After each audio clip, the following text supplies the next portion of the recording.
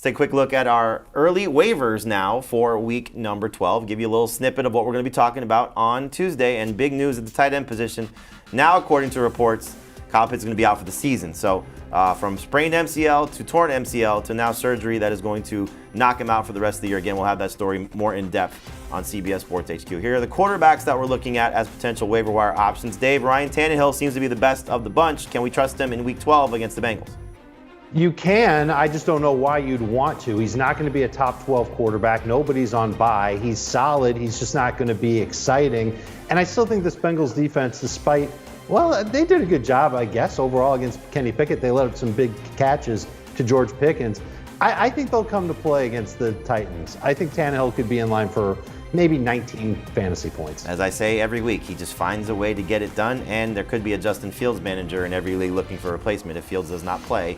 So he might be somebody that could be very popular for this week. The running backs that we're looking at here, we've talked about a couple of these guys, Samaje Perine, Latavius Murray, James Cook's coming off a strong performance, but Heath Cam Akers, for what it's worth, 16 carries, 14 carries, 61 yards. Could he be of service as a flex in a desperation situation? I think he could. This is not a particularly good Chiefs defense. The problem is that they haven't really shown a willingness to throw the ball to Cam Akers, and that's really where running backs have found a lot of success against the Chiefs. So it'll be a low-end flex situation. I'm not certain I'm going to have him ranked ahead of James Cook. Wide receivers that we're looking at, Donovan Peoples-Jones, spent a lot of time talking about him.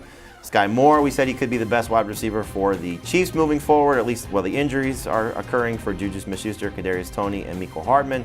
Demarcus Robinson could be a guy that we're looking at. But Dave, I'm going to make you the Titans guy. Traylon Burks coming off his best game Thursday night. How will that go against the Bengals in Week 12?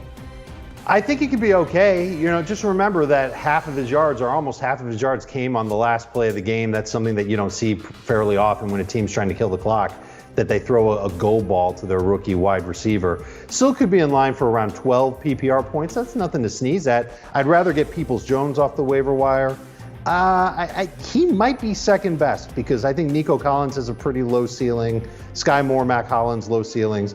Demarcus Robinson, not sure if I believe him either. So Burks, rest of season, probably my second favorite receiver on this list. And then the tight ends, again, Kyle Pitts is going to be lost for the season according to reports, but might not play in Week 12 even if the reports are inaccurate. But according to multiple outlets, that he suffered a torn MCL and is going to require surgery to miss the rest of the season. But Juwan Johnson just continues to find the end zone, Heath, and a popular target right now for Andy Dalton. He is a popular target for Andy Dalton. He does have good touchdown odds. I don't like that matchup at San Francisco. That's the only thing I don't like about it, but he would be the top on this list for sure.